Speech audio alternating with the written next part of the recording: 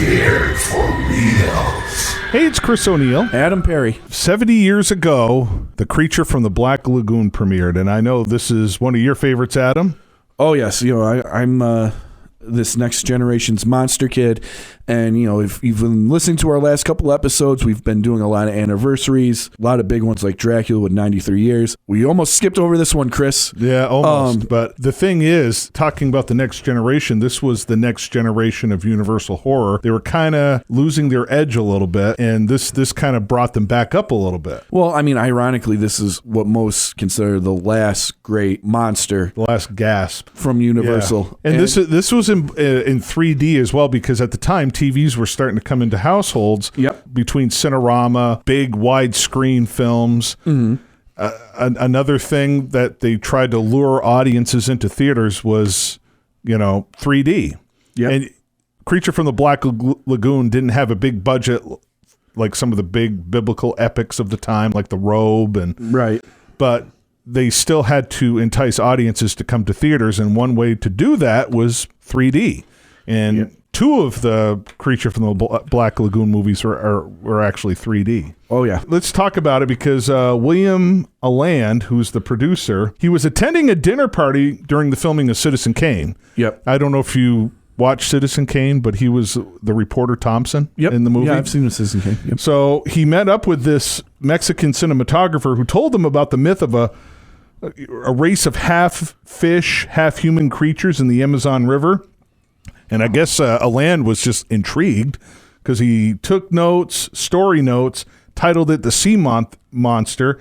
And then 10 years later, he was inspired by Beauty and the Beast and kind of meshed the two together. It really wasn't like Beauty and the Beast, other than the fact that he was attracted to this woman. Right. He tried to kidnap the woman in the movie, but there was no sympathy towards the creature or the beast as much as there was towards the beast and Beauty and the Beast, if that makes any sense. Because you do feel bad for the creature because, he's, they're kind of interfering with his territory and stuff like that. Isn't that a classic storyline, though? How many times has the Beauty and the Beast storyline been recycled? Yeah. I mean, we got Creature of the Black Lagoon, King Kong. Yeah. I mean, you can even make a stretch for, if we're talking just our monsters, the Wolfman.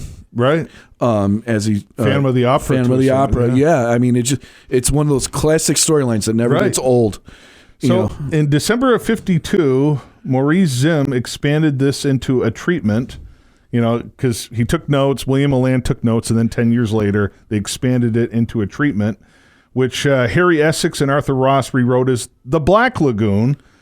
And Jack Arnold was huge at this time because of the 3D film House of Wax with Vincent Price, the only good House of Wax movie. I agree. I'll agree with that. So Jack Arnold was hired, and they were ready to go. And they actually had a designer. The designer of the Approved Guild Man was a Disney animator. I don't know if the documentary kind of delves into it a little bit. And it seemed like Bud Westmore craved control because he kind of downplayed. She literally designed that whole look. Yes. And he took the credit for it. I know he was the head makeup guy, but this is more of a costume. Yeah. There is some makeup involved, but it was mainly a costume. If you remember my rant during the Dracula episode talking about elevating, we live in such a time where we want everybody to have credit where credit's deserved. Right. And in this, unfortunately, is one of the stories where you talk about very impactful, very influential, very important women in the film industry. Melissa Patrick, the creator of The Creature from the Black Lagoon. Right. I don't care what anybody else says. I mean, she created this iconic character that 70 years is still one of the most popular, most recognizable characters in all of pop culture. Right. And she got no credit for it. Isn't that something? And yes, unfortunately, Bud Westmore, as great as he was, unlike Jack Pierce, who he replaced at Universal, Jack Pierce did everything on his own. Right. Bud was more good at delegating. Yes, Bud Westmore had a team, and he would delegate, and then Bud Westmore would take all the credit for it. Yeah, it doesn't matter if you were a guy or a woman, you wouldn't get the credit. He would get all of it. So she basically got buried and lost for years and years and years and years, and didn't get the deserved credit she's due. But now, fortunately, in this era, she's getting the recognition she deserves. Right. About 5 years ago, a wonderful biography about her came out called Lady of the Black Lagoon. I highly recommend it to anybody to read, especially if you're a Creature from the Black Lagoon fan. Because she was very creative. She was very creative. She lived a wonderful, creative, interesting life. And yes, her legacy is the Gill Man from Creature from the Black Lagoon. That was her most famous creation. And she was so proud of it. Right. You know, she would go to conventions later in life and show all of her original sketches. And nice. You know, so yeah, I mean, that'd be pretty cool to have your own museum with all that stuff in there. So I mean, Melissa Patrick, really check her out and give her the credits due, you know, because what would we be in this world of horror without the Gill Man? Right.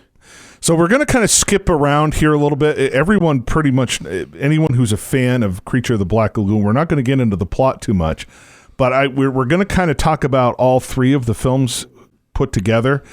Now, Adam, you were discussing with me off mic that the Return of the Creature of the Black Lagoon was actually the plot for the original. Can you explain that a little bit? Because it sounds like you've read a lot about this stuff. Yes, from what I've read from multiple sources, the original script and story line for the Creature from the Black Lagoon was this idea that they would take the creature out of its habitat and bring it into normal civilization. Kind of like King Kong. Yes. I don't know what happened during the drafts, but it kind of turned into a prequel of what they were originally. So, and I don't know if it was for budgetary reasons or what, or they just thought the idea of these people on the Rita, invading. I mean, it is a better story, a better concept. You're basically got a boat of these people intruding on the Gill Man's habitat. Right. It's both movies. All three of them. Yeah. You basically got that. And I guess, so apparently they just doubled down on that, which better story. But yes, from what I've read is the original screenplay was more akin to Revenge of the Creature, where the creature was taken out of its habitat and brought into our world. Right. And again, they really delve into that in the third one. Yeah, and I'm a huge I love the second movie too. So I mean, yeah, because Jack Arnold did the first two. So. And again, you want to talk about Jack Arnold real quick. I mean, the thing is like, this isn't even the movie that he's most famous for. I know. The Incredible Shrinking Man is his Which triumph. also got released in February. Yeah. So, I mean, this guy was the king of sci-fi in the 50s. Yeah. And talk about like the special effects for The Incredible Shrinking Man. It's mind-blowing. I mean, again, I know we're jumping around here, but it came from outer space, Creature from the Black Lagoon, Tarantula, The Incredible Shrinking Man, then Return of the Creature. I mean... Yeah, I mean there is your sci-fi god. Yeah, Yeah, in the 50s, everything was Jack Arnold. Yeah. So as far as low budget sci-fi horror films, that's for sure. So yeah, Creature from the Black Lagoon. Again, there's I loved the first one. The second one was okay, and then the third one, it gets like somehow he has human traits, and it was very forced. It seemed like it was so forced. It seemed like they didn't really know what to do with it. I do understand the concept because he is supposed to be a half man, half fish hybrid, so I can understand. But somehow his gills get burnt, so now he's left with just a lung. It was like, come on, that was forced. It was had nothing to do with the plot, and somehow he looks somewhat human. It's like, no, it was a forced movie, and it just they would have been better off with at least two. Yeah, I mean, the third one was just. I mean, ridiculous. over the years, people have lightened up on it. A little bit, yeah. I mean, it's not one that I watch very frequently. No, but it's okay. But it's like Titanic-like dialogue in the second and third movie. It was like, come on. The dialogue is just so bad. Well, I mean, it's The first one was so good. And again, I always say it's kind of one of those lightning in the bottle moments where they just hit everything. Right. And then, how do you follow up that? Revenge of the Creature is good. You don't really need to follow up. Yeah, but I mean, it's also the movie business, not the movie art. Yeah, It's so you got to make your money. Just this on a side note here, The Departed, right? One of Scorsese's many masterpieces, they wanted a follow up sequel, and Scorsese's like, "I'm not doing it," and it kind of just. Well, I mean, it would have probably made money, but sometimes you just gotta like pull in the reins a little bit, Yeah, but again, at the time, we're also talking 50s Hollywood, where it's still the studio system. People are gonna. It's getting closer to being collapsed. But. Yeah. It is what it is. They had to make the money, and on top of that, another interesting fact about the creature, the Gillman himself in particular, he is the only monster in our classic monsters from Universal that the licensing is 100% owned by Universal. Right. So I mean, there's also that. I joke all the time when I'm talking about Creature from the Black Lagoon. The only other, I guess you could say, business or trademark that has more imaging other than Creature from the Black Lagoon is Gene Simmons. Gene Simmons puts his face on everything you could think of. Universal did the same thing with Creature from the Black Lagoon.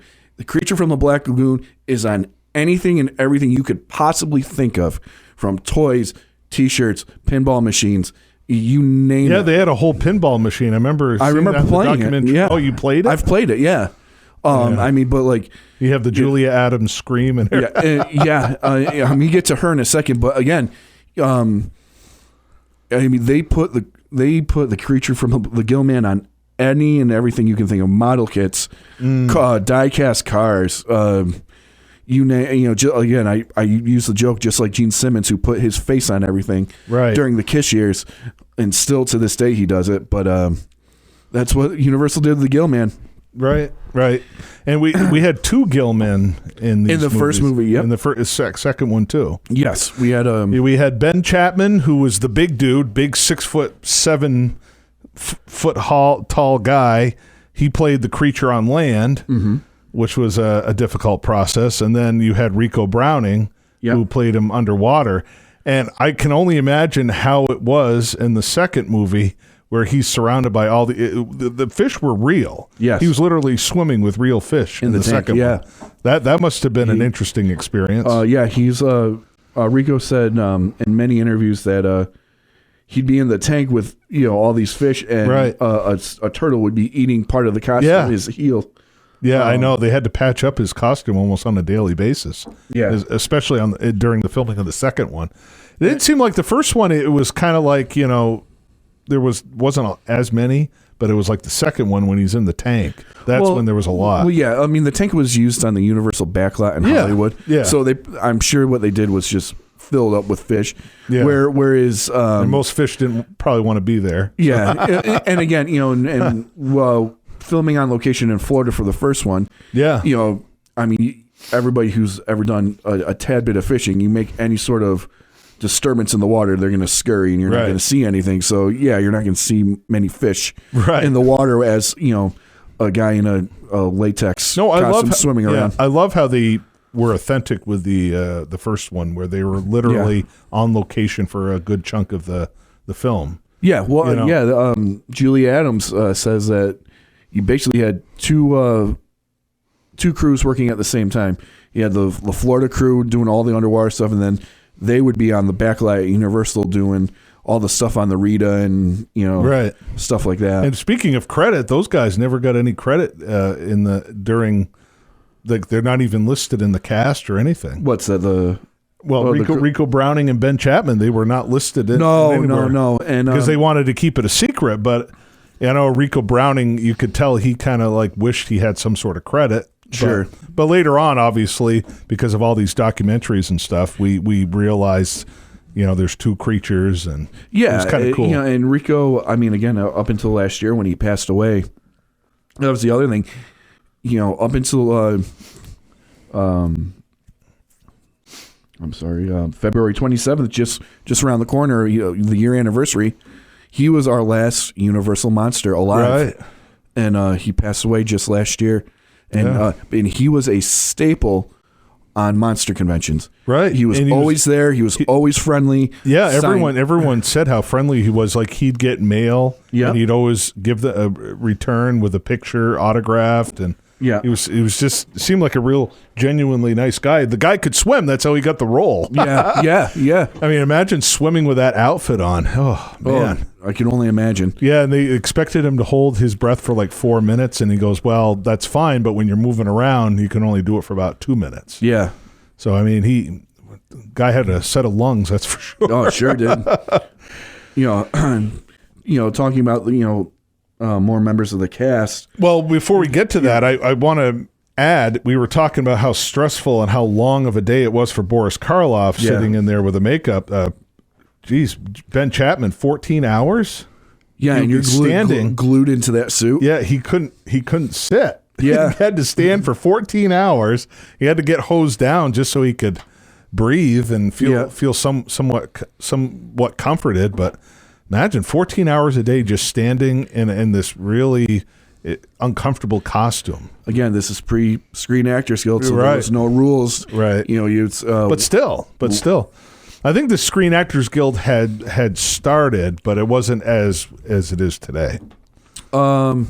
Yeah, they were starting to make their presence known and make the push for it to happen, but still, it was at the infant stages. Yeah, it was a very but work and keep your mouth shut type mentality back then.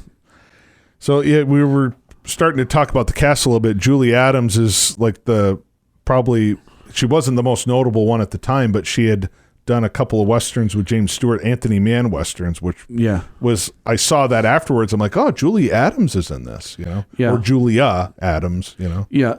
And you're probably in disagreement, but to me, she'll always be the first final girl in my, in my opinion. I know there's Fay Wray and all, from King Kong and all that, but to me, like, she was like our first final girl in this. But Fay Wray survives at the end. So does she. Yeah, but that came out almost 20 years before. I know. I'm saying it's my opinion. Like this, when I think of Phantom of the Opera, she's the final girl too. Yeah, that was 1925. To me, like she's the first kind of like stereotypical strong woman. Well, I don't agree with that at all. She may be your favorite. Right. I agree with that, but again, I noted two major strong women characters who survive the whole movie from the monster. Right. And they're literally okay. Right. They're emotionally scarred, all of them were, but they all survive. And Mina Harker, she wasn't very strong, but she survived. And Dracula. Yeah. Either way, she may be your favorite, and a lot of young men watching Julie Adams in that white leotard definitely sparked some fantasies for sure.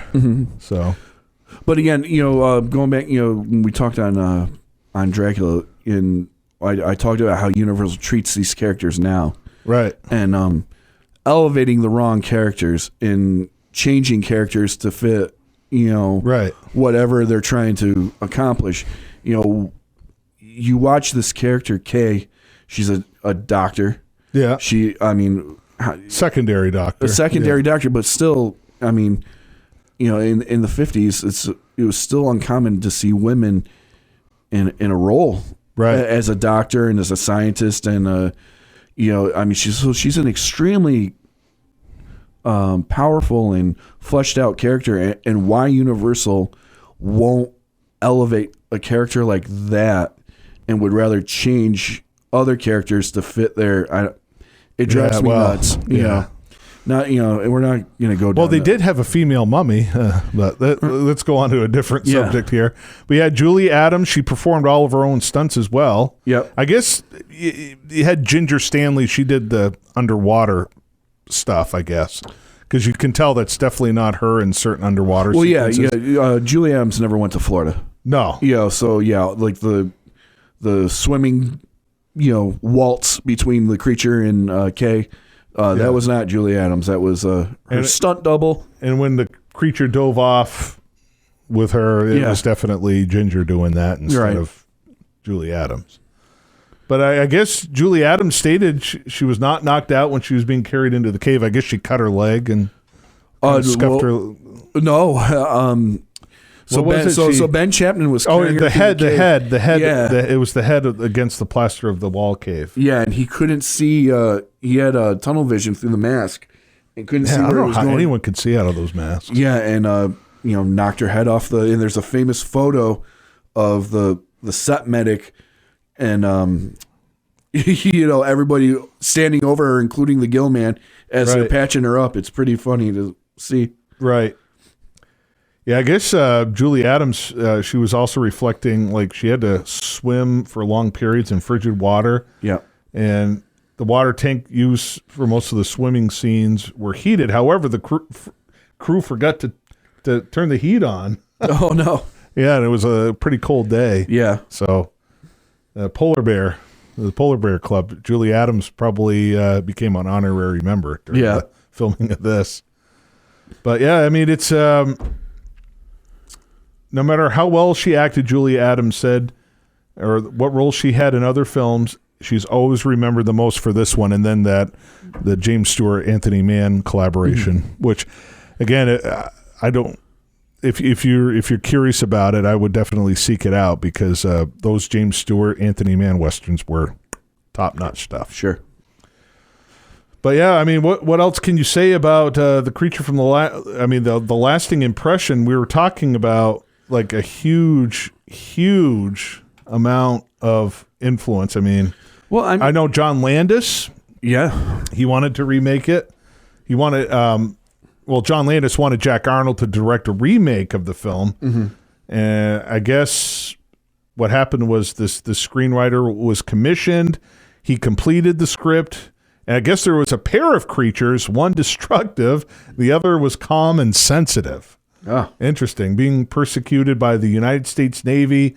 A decision to make the film in 3D led to the remake being canceled by producers at Universal. Both wanted, I guess there were some budgetary concerns, but they also had another movie that came out in 1982 called Jaws 3D, and they didn't want the... Right. But it's like, okay, I know you have budgetary restraints, but you could have like separated them. Yeah. One come out one point of the year and one come out the other time of the year. But again, we were at the infant stages of the summer blockbuster because Jaws kicked it off only like 7 years earlier. So yeah, and you can also, me getting on my soapbox here, you can really tell where Universal, at this point really started to not care about their legacy and these characters, and they're always putting them in the back seat for something else that they think is going to be better. And I don't know. I would have taken a Creature from the Black Lagoon remake over Jaws 3D. Yeah. I only seen the first Jaws. I just don't dare to watch the other ones. The second one isn't bad. I just remember I saw a little bit of the fourth one when Mario Van Peebles gets eaten. Yeah. That's the only part I remember from... And when Michael Caine comes out of the water and he's dry. Yeah, right. But fast forward to 1992, horror master John Carpenter was developing a remake. He had hired Bill Phillips to write the script. He got Rick Baker. Yes. He got Rick Baker on board. It was going to be another 3D model of the creature, but it never got the green light for whatever reason. And I'm sure... if it didn't get the green light, John Carpenter probably doesn't want to talk about that because he's very adamant on not talking about failures. Here's the thing about that. Creature of the Black Lagoon is such an influence on John Carpenter. Yeah. You can even he basically rips off a scene in Revenge of the Creature in Halloween. You know the part in Halloween where Michael Myers is stalking Annie? Yeah. It's the same it's the same camera shot. It's the same angle as the creature stalking. I can't remember the character's name in her room. The blonde. Yeah. The blonde, It's literally the same shot. Yeah. And I mean, John Carpenter Somewhat. admitted it too, that he did that on purpose. But yes, and believe it or not, Rick Baker, his sketches and his models for the Gilman suit is online. You can find them, you can see them. And That's cool how he shared that, because not all of them like to do that. And apparently there is footage of a prototype suit being used in John Carpenter's pool. So there was a suit made and an actor put in the suit. Well, when you have Rick Baker on board, he's going to do something, you know. Well, I mean, you had all this stuff ready to go, and then they pull the plug. And again, you want to talk about Monster Kid? Rick Baker is. The Universal Monsters is what he's all about. Even like you follow him on Instagram today, most of the work he does is silicone masks and models of the classic monsters. You know, between Ray Harryhausen and Universal, Rick Baker was just just a gleeful kid. You know? Yeah, absolutely. Watching all those movies. So then you go to 1996. Ivan Reitman was planning to direct the remake, but it never materialized. And then because The Mummy, I was in the minority when The Mummy came out with Brendan Fraser, Rachel Weisz. Everyone loved it. I've never seen it from beginning to end. I always get bored with it. Really? Yeah, it just doesn't interest me.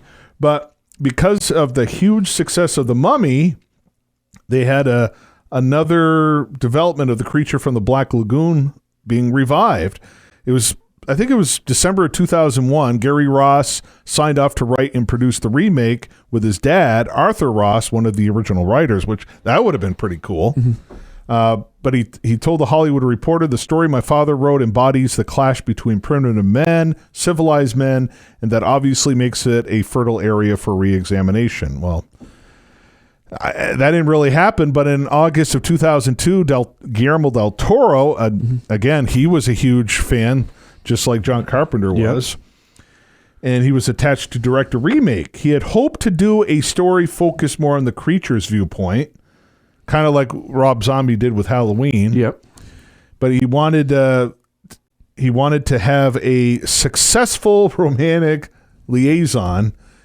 You know, obviously Universal didn't like that, so I'll make it into the Best Picture winning film of 2017, The Shape of Water.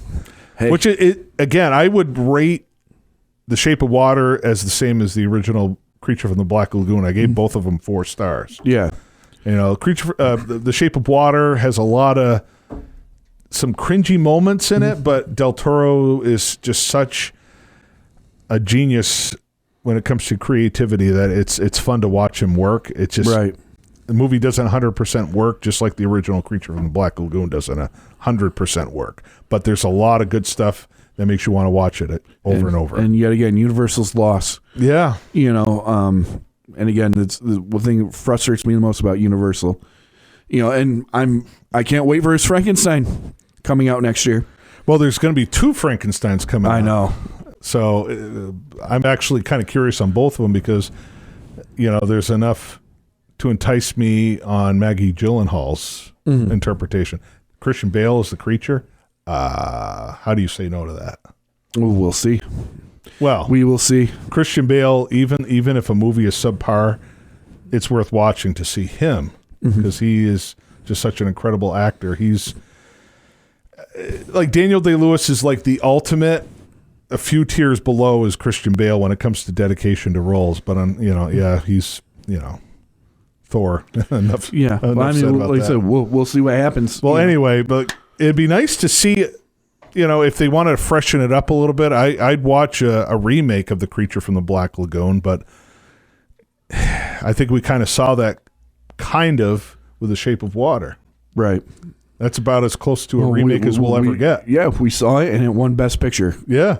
So... It won a ton of awards. It made a lot of money. A lot of money.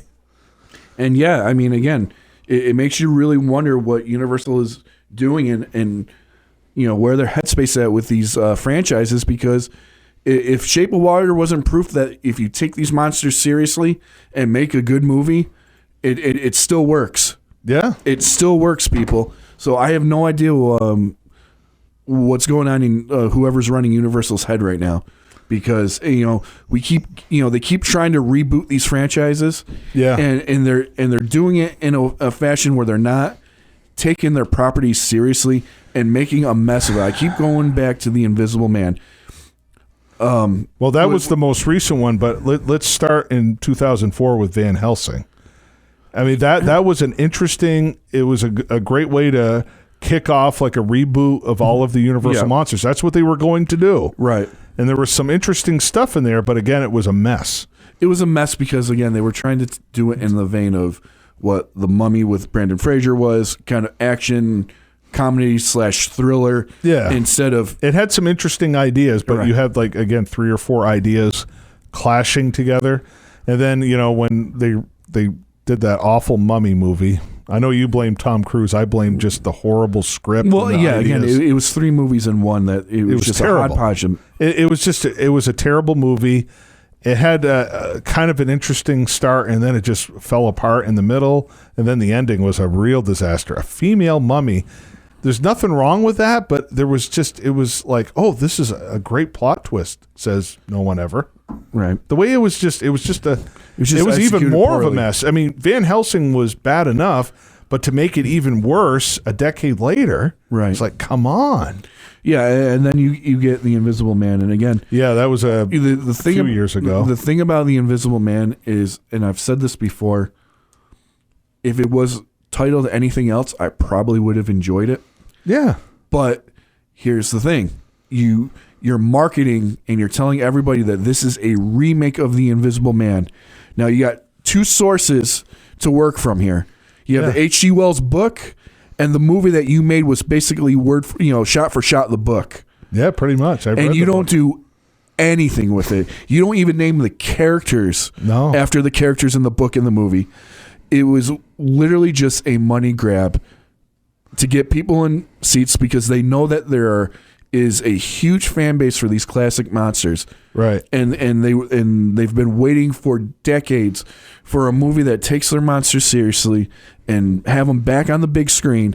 So what they did was they made a movie and they attached a name to it just to put butts in seats, and it was terrible. It had you could have just called it The Invisible. I mean, why not? I mean, it had an invisible person in it. Yeah, I'll give them that, but it had nothing to do with the Invisible Man. I know you don't like Hollow Man, but Hollow Man was more of a remake. I agree with that statement. That I literally watched the Hollow Man. Yeah, and I was like, okay, this is somewhat like the Invisible Man. And if I'm not mistaken, I even think Kevin Bacon's last name was Griffin. I believe so. Yeah. So, I mean, come on. There was at least some homages to the Invisible Man. There's a lot of stuff in the film industry that makes you shake your head, and this is one of them. And again, as before you even get to the filming stage, have a good script. Have a good script and story, and then if you have that, then you can proceed to the next step. It's common sense, but common sense isn't common, and they all look for money grabs, but the problem is this isn't working anymore. Look at what's happening to Marvel. Right. Their movies are tanking left and right. The Marvel universe is starting to get tired. Right. I mean, Madam Web just bombed horribly, and before that, the Marvels. It's like, I think that's the thing that I hate the most, with Universal is that, especially with the Tom Cruise Mummy, is they tried so hard to make this Marvel universe. Well, guess what? In the 40s and 50s, and 30s, they created the original cinematic universe. Right, they did. When they released Frankenstein Meets the Wolfman, and then went on to House of Frankenstein, House of Dracula, Abbott and Costello Meets Frankenstein. They've done it. They were the originators. They even had a commercial where they meet the creature from the Black Lagoon. Yeah, I mean, to bow down to Disney when you were the originators just drives me insane. Well, we could rant and rave about all this, but the important thing is we have an amazing legacy, and the creature from the Black Lagoon was their last gasp. It was it was their last gasp at the monster universe, and it. As much as I'm not a huge fan of The Return of the Creature and The Creature Walks Amongst Us, they're still very entertaining movies. And the influence, even Ingmar Bergman, every day on his birthday when he was alive, he watched The Creature from the Black Lagoon. Yeah. And it was like Stephen King, one of his first monster movies that he could remember watching. Right. It's just this legacy. Well, yeah. Well, think of what if the Creature of the Black Lagoon inspired. Without Creature from the Black Lagoon, we don't have like the Predator. That's true. The Predator, Alien. We don't have Alien. Because look at the creature design of Alien and Predator. It's obviously there was some influence there. Jaws. Don't go in the water. The Creature from the Black Lagoon was the first thing to make you afraid to go in the water. I don't think that. I don't really think that is on the same wavelength. Other than the water, it's a completely different story arc because Roy Scheider has to overcome his fear of the water. He has a lot of fears, and he has to face them by himself. No, I'm not talking about like breakdown of the plot and stuff like that. I'm talking about but I didn't really see that much inspiration of Creature from the Black Lagoon in Jaws. That's just my take on it. Like Alien, Predator, I can definitely see the creature design. There's a lot of influence. Right. Jaws, no. That was a low budget movie that became a huge blockbuster, and the only similarities are the water. Yeah. But completely different story. But and I actually think Jaws is overall a better movie, but that's just my opinion. Well, I mean, there's also 20 years of, 20, 30 years, not 30 years, 20 years of now as far as developing and storytelling and filmmaking techniques. As far as underwater sequences, one could say Thunderball was heavily influenced by the underwater sequences of Creature from the Black Lagoon movies. Yeah. Because that long underwater fight sequence in Thunderball was awesome, but Creature from the Black Lagoon did it first, the underwater sequences. Yeah. There's really not much more beautifully shot underwater scenes than Creature from the Black Lagoon. I mean, Thunderball it definitely rivals it. Yeah. But I watch Creature from the Black Lagoon more than Thunderball. Right. I mean, obviously there's no half Gill man in that James Bond concoction, but right. But yeah, there's a lot of influences when it comes to Creature from the Black Lagoon, and like you say, you see it everywhere. Costumes, there's stickers, where you see them everywhere. Toys, he's all everywhere.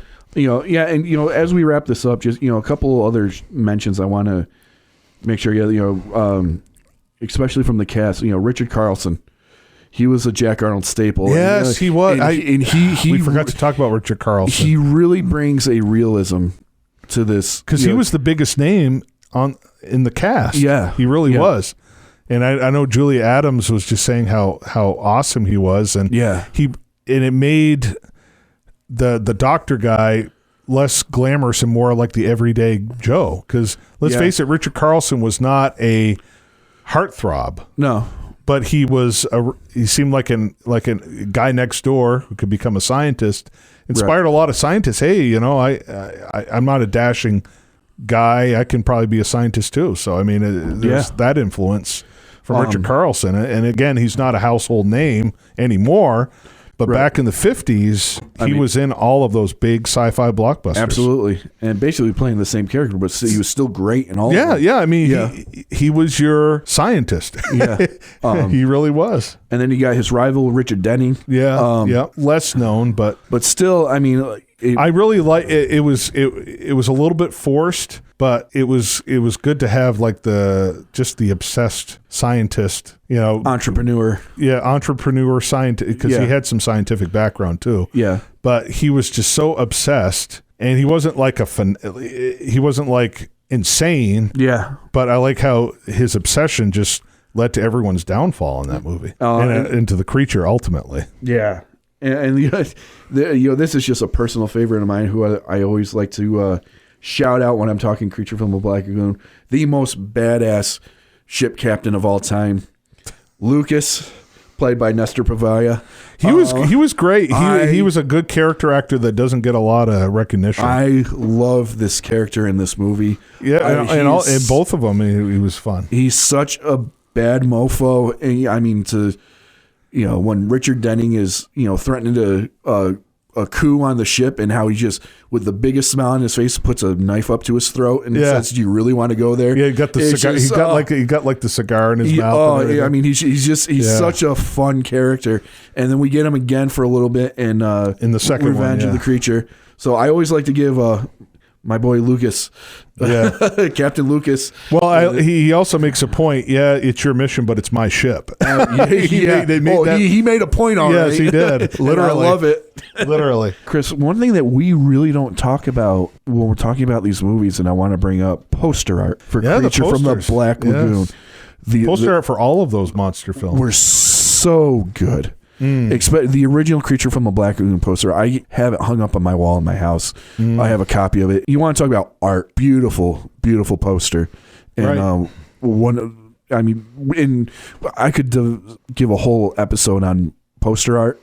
But we might do that someday. Creature from the Black Lagoon is one of the greatest of all time, and the most iconic of all time. So I just want to again give that a nod. No, there's nothing wrong with that. And the cool thing, as much as we complain about Universal, they have done an amazing job, restoring these films. They really have, yes. They really have. I mean, I have the 6 Legacy Edition DVDs. Mm-hmm. You have the Blu-rays, right? I have all the Legacy editions from '97. I have all the Walmart specials. Yeah, the Walmart specials. I have just a couple of years ago, I bought all the Blu-ray steelbooks.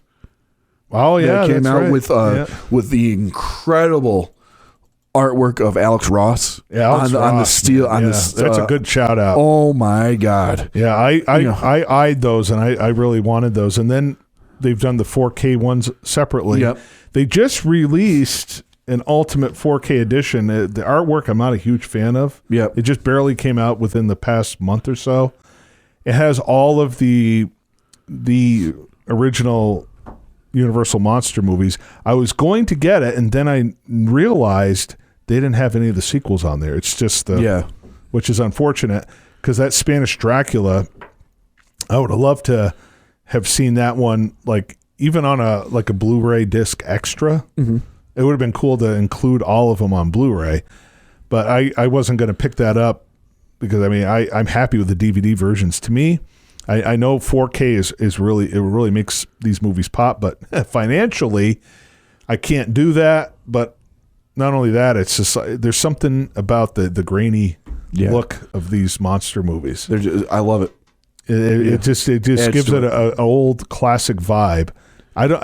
Certain classic movies like Vertigo, I want to look perfect. Yeah, it looks amazing on 4K. Again, Universal did a great job restoring Hitchcock's movies too. But certain old movies, I don't really need the 4K. But if again, 4K is for collectors who want to revisit their favorite films in the best possible edition. And I know Adam, if he gets a 4K player, he will be getting those. I will. Yes. But like you said, to me, there's a charm about watching like Frankenstein and hearing the hissing and the popping of the film while you're watching it. And I'll kind of miss that, but I'll still, if I ever get a 4K player, I'll have it. However you watch these movies, again, they're everywhere on streaming too. You can find them somewhere on streaming platforms. But definitely Creature from the Black Lagoon. And I know the Revenge of the Creature and the Creature Walks Amongst Us, they're definitely not on par with the original. And I mean, you get an awesome Clint Eastwood cameo in The Return of the Creature. Yes, Jeopardy question. Yeah. His very first... he gets made of a fool of. Clint Eastwood, Revenge of the Creature, his very first movie role. Right. So there's a lot to love about the other two movies as well. But either way, enjoy 70 years of the Creature. Happy anniversary, Creature from the Black Lagoon. So feel free to comment, reach out to us, make suggestions, scathing rebuttals. We're on YouTube, Facebook, Twitter, X, and Instagram. Scared for Reals. We'll see you next time on Scared for Reals.